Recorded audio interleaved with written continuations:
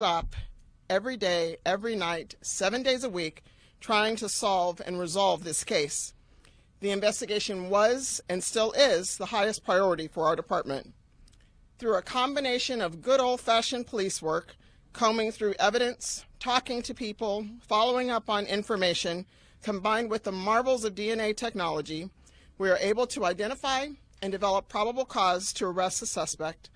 And at this time, I am announcing the arrest of the suspect we believe who is responsible. He is 36-year-old Nathan Sutherland. Sutherland is a licensed practical nurse who was responsible for providing care to the victim during this time the sexual assault occurred. Sutherland is being booked as we speak into the Maricopa County Jail, where he will be charged with 1 count of sexual assault and 1 count of vulnerable adult abuse in connection with this crime. I want to purposely recognize and thank the men and women of the Phoenix Police Crime Lab, the Family Investigations Bureau, as well as the Fugitive Apprehension, Investigation, and Street Crimes Detail. Without your tireless work and effort, this would not be possible, and I wouldn't be standing here today. This, again, is a testament to the drive and compassion that the employees of the Phoenix Police Department have for our community. We owed this arrest to the victim. We owed this arrest to the newest member of our community, that innocent baby. So with that, if I can entertain a few questions, and then I'll turn it over to Sergeant Tommy Thompson. Chief, how did you come to the conclusion that it was Mr. Sutherland? So again, old-fashioned police work, talking to people in DNA technology, and just literally combing through details of information is how we were able to form probable cause for this arrest. Was Mr. Sutherland currently charged with or caring for this victim, or was it several months ago that he was caring for her? So I will need to have Sergeant Thompson answer that, but we do know that Sutherland was employed at Hacienda. Currently. What DNA database was the match made on? I will need to have Sergeant Thompson talk about that. Has this individual worked in other facilities like this, whether they're disability or elderly? So we will have Sergeant Thompson talk about that too. So we're just here again to announce the details and just the fact that this horrible crime happened was beyond reproach. And when we all heard about it, we were extremely concerned about it, and we knew it was going to be our top priority. So any investigative details, I'm going to leave that to Sergeant Thompson. But I am proud of the work that the men and women of this police department do each and every day, day in and day out. We're very blessed to have the folks that we have. Chief, let me ask you before we get to investigative questions, how many members of law enforcement worked on this case? And in your time in law enforcement, have you ever seen anything like this? So we've not, in my 30 years in law enforcement, have not seen that. We've had hundreds of people working with the police department. So we talked a little bit about it. We have the Family Investigations Bureau, the Crime Lab, the Fugitive Apprehension Detail, Patrol, administrative staff, you name it. We've all been all in on this. And to the credit of for the mayor and city council, we constantly kept them updated on what's going on, and they really left it wide open for us to take care of our job and do what we do best, and that's take care of our community. A few weeks ago, Hacienda had brought out Rick Romley to do an internal investigation of their own happenings inside of Hacienda. And a lot of people were a little bit skeptical if they were going to cooperate. How helpful, or if at all, was Hacienda with this investigation? So I will leave that to the investigators, but suffice to say we made an arrest.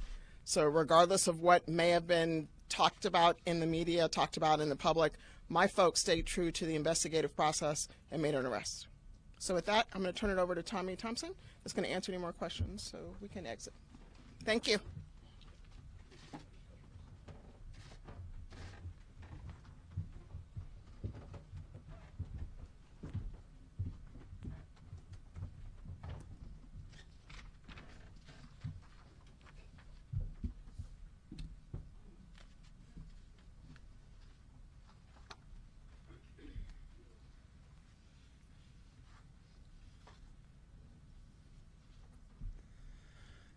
Thank you. As you know, we have a fallen firefighter. The funeral is today at 10 o'clock, so a lot of our people have to be to that. Let me just say that you all became aware of this investigation when we held a press conference about 10 or 14 days ago to give you the information. And let me give you an update on where we are, and I'll go back a little bit in time in case some of you aren't familiar with what actually transpired. On December the 29th, 2018, Phoenix police officers responded to a healthcare facility in the area of 1400 East South Mountain Avenue. reference a baby that was in distress. At that point, we found out that the mother was incapacitated, which was a flag to us. We realized that she was not in a position to give consent, and we began immediately to conduct a sexual assault investigation. Members of the Family Investigations Bureau responded to the scene and started that investigation. I am here to tell you that working with the investigators, they have worked pretty much non-stop since this incident occurred over 3 weeks ago. Now, through the course of their investigations, detectives authored and served search warrants to obtain records to identify individuals who may have had access to the victim in this case. In addition, detectives authored court orders to obtain DNA evidence from numerous individuals. That evidence was sent to the Phoenix Police Department Crime Lab, and those individuals worked tirelessly to compare those DNA samples with DNA obtained from the baby. Now, one of the samples obtained through a court order was from 36-year-old Nathaniel Sutherland. Sutherland was a licensed practical nurse, or an LPN, who was responsible for providing care to the victim during the time this sexual assault occurred. On Tuesday, January 22nd, that was yesterday, the scientists in the Phoenix Police Crime Laboratory determined the sample obtained from Sutherland matched the baby. Shortly after that determination, Sutherland was taken into custody by officers from the Phoenix Police Department Fugitive Apprehension Investigations Detail and taken to Phoenix Police Headquarters for processing. Based upon probable cause that they developed through this investigation, Nathan Sutherland is being booked into the Maricopa County Jail today as we speak, charged with 1 count of sexual assault and 1 count of vulnerable adult abuse. Now, let me just say that this case is still ongoing. We're still gathering information, and investigators are encouraging anyone who may have information about this incident to contact the Phoenix Police Department. They can call the Violent Crimes Bureau at 602-262-6141, or of course our partner Silent Witness, which is 480-WITNESS. For Spanish, it's 480-TESTIGO. Now, I'm sure you have questions. Tell me, how did the process go with the DNA sampling? So obviously, it sounds like this guy, he is an employee, and you guys went and DNA sampled everyone, or all the males? What was that process? So, as I told you on the initial press conference, this is a long process to obtain information. So we started working inward, working outward, and that involving people who were employed at that facility.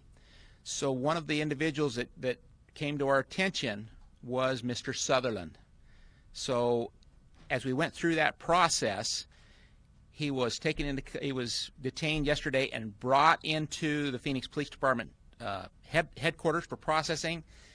And based upon a court order, we were able to obtain DNA samples, DNA evidence from him, which was compared to that of the baby. And that's when the crime laboratory scientists confirmed that in fact, that he was the suspect in this case. You mentioned that he was brought to your attention. How? Did people maybe point out maybe something happened? Through the course of the investigation, he was an individual that was identified as a person who possibly had access to the victim in this case. Was he currently caring for the victim? When the incident occurred, he was responsible for care of that victim. Are you looking into whether he may have assaulted this victim multiple times or any other patient at the facility? Again, this investigation is ongoing. That would be one of our concerns, is were there other victims or how many times this occurred. We may not know how many times this occurred. And I will tell you something that as an investigator, as a member of our community, that I look at as important is this was an employee rather than a stranger who made his way into the facility. This individual had access and actually was employed there. Was he arrested at the facility or at his home? Was he currently working at the time that you detained him? It's my understanding that he was not working at the time that we contacted him and obtained that evidence. But I don't know for certain if he's still at that facility. I think he's still employed there, or was. Do you think he was acting alone? We have no indications that there were other people involved, but again, this is an ongoing investigation. To be clear, 2 samples, DNA samples? You know, I don't know the specific number. I don't know that yesterday was the first day we obtained samples from him. Do you know if he has worked at other facilities like this one in the past? I don't know his work history. And again, we're reaching out to the community to have anyone that has information to contact us so that we can follow up. Again, still an ongoing investigation. Why did it take so long to obtain the DNA sample? I know you had to go through the proper court orders and all of that, but were you getting samples from other people? Was he not high on the list? Why did it take so long? We were continuing through the process, and again, it's a significant amount of time required to identify people who were employed by the facility, to then contact those people, to bring them in to obtain DNA samples from them. So it's quite a process. That sample, I mean, he gave it willingly, or was there, any type of discussion on his end where he was refusing, knowing that he would be caught?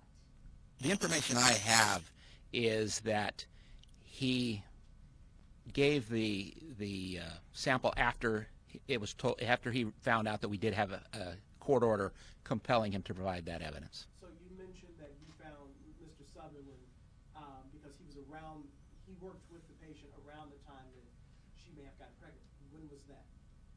Well, we think this baby was full term or very close to it. So if you just backtrack, Cameron, backwards 9 months from December the 29th, we believe it occurred during that time that he was working there. Is Mr. Sutherland being cooperative? I mean, after he was arrested, did he make any statements about this? Mr. Sutherland invoked his Fifth Amendment rights and did not participate in an interview. What is the spelling of his name? I will have that. Let me point that out. I'll put out a press advisory. I'm just waiting for the booking number so that you can get a booking photo of him. But his first name is spelled Nathan, Nathan. Sutherland is Sutherland, Sutherland, Nathan Sutherland. And he's 36 years of age. Any other patients were assaulted at the facility?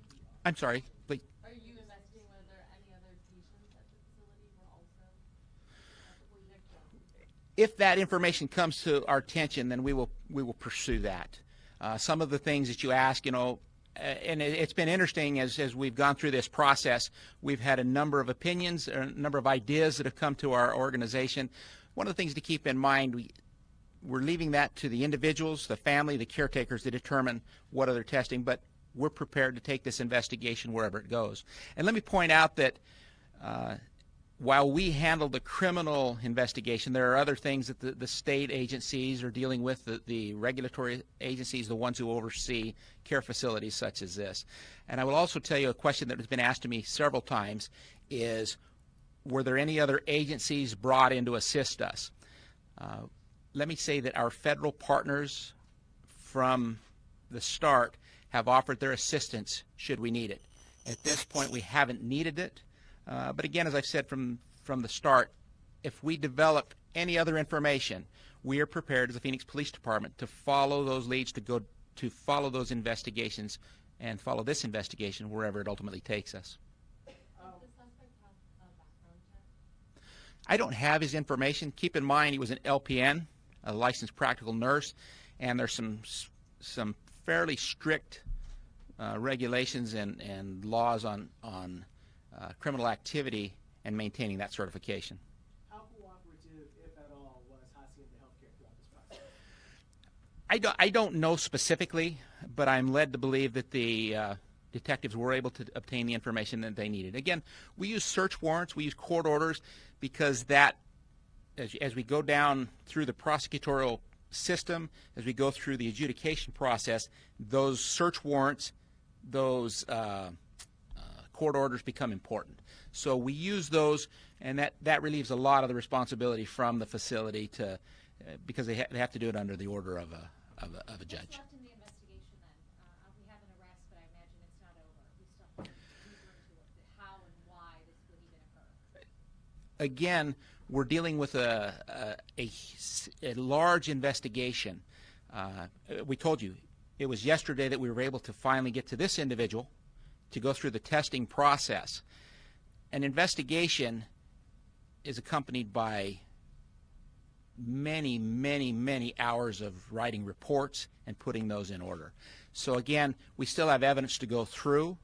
We want to make sure that we have a solid case. At this point, again, we've developed probable cause, and that's why Mr. Sutherland was arrested. It seems like throughout this process, the most difficult part, and if that's wrong, let me know.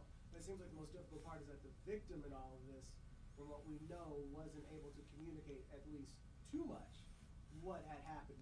But we have learned recently that she is able to make some communications. Has she been able to help the investigation? I don't know to what extent that she's been able to help. That there are challenges in any investigation. Certainly that was a challenge.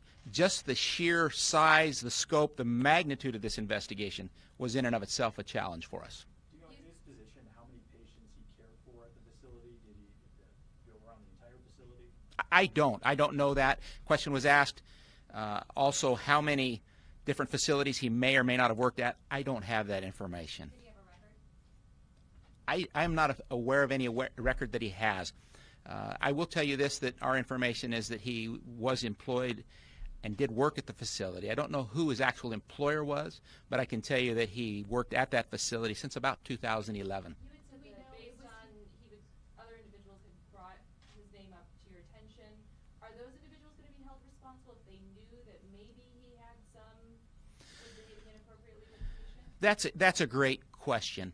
We're asking people who have any information to come forward. If those are fellow employees, if they're the family members of patients that this individual may or may not have had contact with, if they've got information, we would like to get that information so that we can find out how it pertains to our investigation or if it pertains to our investigation. I don't know if he was contracted, so maybe working hopping facilities, or specifically hired by Hacienda to work solely at Hacienda, their skilled nursing, their IFC, or their whatever, their intermediate care facility. That's correct. To recap what you just said, I don't know who his actual employer is. As many of you are aware, nurses often contract, do different things, and I can't answer that question. I don't have this gentleman's employment history. How was the baby doing? I'm glad you brought that up. The baby, I am told, is doing good. This is a baby that's, I would just say that we can't always choose how we come into this life. But what we can choose to do as a community is love this child. And that's what we have the opportunity to do. And I'm pleased to say that the baby, I am told, is doing quite well. Is the baby still in the hospital? I'm led to believe that the baby's out of the hospital. I'm not 100% sure on that, but I'm led to believe that. So Do you know any more about Nathan, married, kids, where he was taken? I don't have a lot of that information, and we typically wouldn't put that out anyway. Do we know at all, now that we know that the baby, we believe the baby was full term, is it become any clearer in the past 23 days or whatever, how no one knew that this woman was pregnant? I don't know as far as the investigation from our perspective. I think that's a question better asked by the health officials, because I'm certain that's a question they will ask through their internal investigations. And do we have a date of birth for Mr. Sutherland? We don't put out the date of birth, but I can tell you he's 36 years of age. Can you say anything about the history of Mr. Sutherland's interactions with the victim? Like, was he typically alone with her? And was he charged with tasks like bathing her or anything like I don't know the specific tasks. I can tell you that he was and is an LPN, a licensed practical nurse, and he was responsible for providing care. What that care consisted of, I don't have that information. And if he was caring for her up until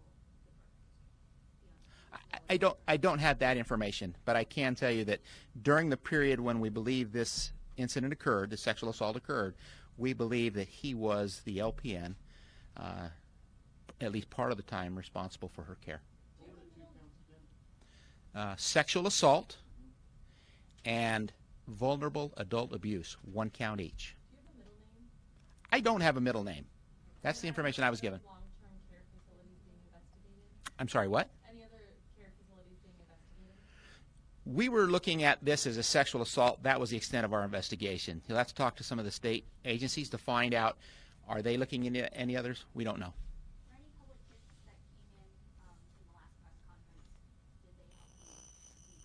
That's a great question. Keep in mind, we ask people to call silent witness. When we receive a tip from silent witness, we can't acknowledge that it came. So I'm not saying that he came, but I'm just letting you know when we receive tips, we guard that anonymity, which has been protected in the court system. So I'm just going to say that we're grateful for information that we have received, and we're asking the community if they have any more information to provide that for us. And he was actively working there until yesterday? My understanding is he was still employed at that facility.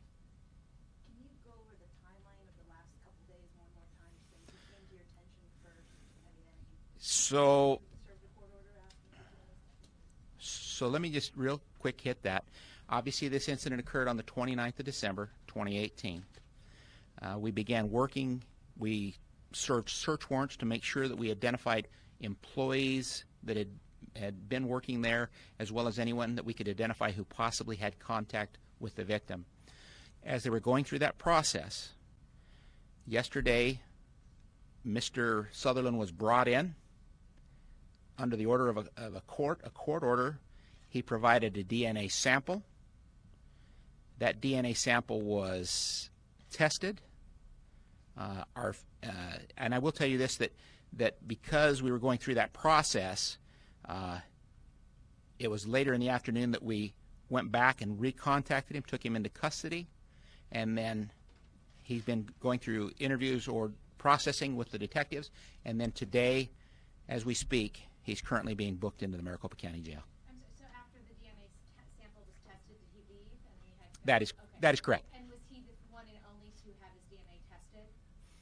No, Others? there have been others. Again, this is an ongoing process. So he was not the first? I think that's fair to say. Yes. And it was only males DNA tested? Well, Cameron, in this case, yes, it was only males that were tested in a sexual assault. Was he arrested at his house, or? I don't know specifically where he was arrested, but I'm told it was not at the facility. Okay. What do you have to say to families of people at Hacienda? Can they breathe a sigh of relief, or because the investigation is ongoing, they'll have Well, again, this investigation is ongoing. We are pleased that we were able to identify a suspect, and as I said earlier, we're pleased to find out that it was not a stranger who had access there, and that's again an ongoing investigation where we want to determine, we want to be able to determine if there's where this investigation takes us. And this might be kind of a stupid question, but that was just a quick match that you guys were able, you took it to the lab yesterday, and by what it seemed like a couple hours later, you had that match. It was a little longer than that. It took quite a portion of the day, and it was checked, rechecked, triple checked, quadruple checked. But the same day you got the sample, it was confirmed. That is correct. That's fair. Any other questions? Thank you. Appreciate your time. Thank you for being here.